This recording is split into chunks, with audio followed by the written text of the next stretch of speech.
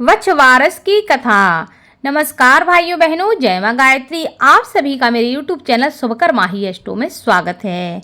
आज मैं आप सभी को अपने इस वीडियो में वछवारस की पौराणिक कथा सुना रही हूँ। आप सभी से विनम्र निवेदन है, अगर आप मेरे चैनल पर पहली बार आए हैं तो प्लीज़ हमारे चैनल को सब्सक्राइब, वीडियो को लाइक और वीडियो को ज़्यादा से ज़्यादा शेयर अवश्य करें, ताकि आपके साथ साथ आपके अपने भी इस कथा का लाभ ले सकें।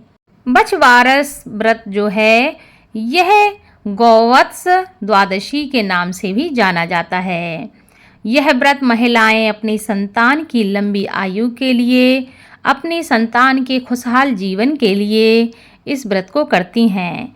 ऐसा माना जाता है कि इस व्रत को करने से उनके संतान के जीवन के समस्त कष्ट दूर होते हैं और वह खुशहाल जीवन को प्राप्त करते हैं। हमारे हिंदू धर्म शास्त्र में वछवारस का व्रत भाद्रपद महीने के कृष्ण पक्ष की द्वादशी को किया जाता है। इस दिन महिलाएं अपनी संतान की लंबी आयु और खुशहाल जीवन के लिए इस व्रत को करती हैं। इसे गौवत्स द्वादशी के नाम से जाना जाता है और यह व्रत उन महिलाओं के लिए विशेष होता है जो संतान प्राप्ति की इच्छा रखती हैं या जिनको संतान है, वह संतान की उन्नति के लिए इस व्रत को करती रहती हैं। गौवत्स द्वादशी या वछवारस के दिन गाय और बछड़े की पूजा की जाती है। साथ ही वछवारस की कहानी भी सुनी जाती है। इस कथा को सुने बगैर इस व्रत का पूर्ण फल प्राप्त नहीं होता है।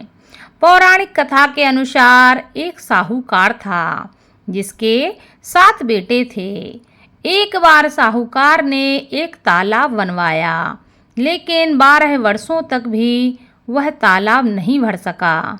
इससे परेशान होकर साहूकार कुछ विद्वान पंडितों के पास गया और उसने पूछा कि इतने दिन हो गए हैं लेकिन मेरा तालाब क्यों नहीं भरता। तब पंडितों ने कहा कि तुमने तुम्हारे बड़े बेटे या बड़े पोते की बलि नहीं दी। तुम अगर अपने बड़े बेटे या अपने बड़े पोते की बलि दोगे तब ही यह तालाब भरेगा। साहूकार ने पंडित की बात मानकर अपनी बड़ी बहू को पीहर भेज दिया। साहूकार की बड़ी बहू हमेशा वछवारस का व्रत करती थी। बड़ी बहू के पीहर जाने के बाद साहूकार ने अपने बड़े पोते की बलि चढ़ा दी। तब घनघोर मेघ बरसने लगे और तालाब भर गया। जब साहूकार अपने तालाब की पूजा करने जाने लगा तो अन्य लोग भी उसके पीछे उसी तालाब की पूजा करने जाने लगे। जाते समय साहूकार ने अपनी दासी से कहा कि हे गेउला, धानुला चने मोठ बना लेना। साहूकार की गाय के बच्चे का नाम भी गेउला धानुला था।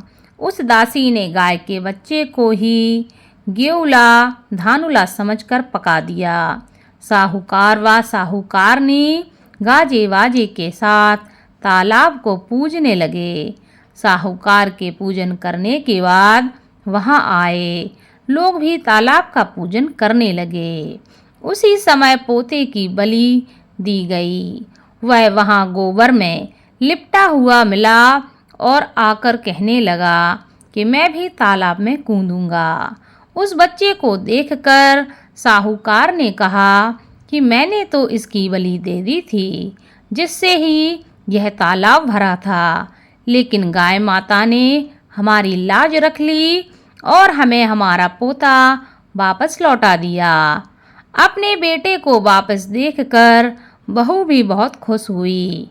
तब साहूकार दौड़ा दौड़ा घर वापस आया और दासी से कहने लगा कि गाय का बच्चा कहाँ है।